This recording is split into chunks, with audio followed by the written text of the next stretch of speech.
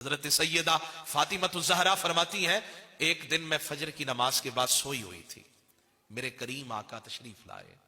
حضور نے مجھے یوں پاؤں مبارک لگایا اور فرمانے لگے فاطمہ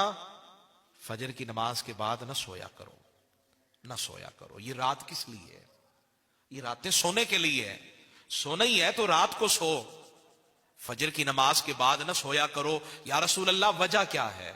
حضور نے فرمایا اللہ رزق سے برکت اٹھا دیتا ہے، یہ رزق کے بٹنے کا وقت ہے، یہ رزق کی تقسیم کا وقت ہے، ملائکہ رزق لاتے ہیں،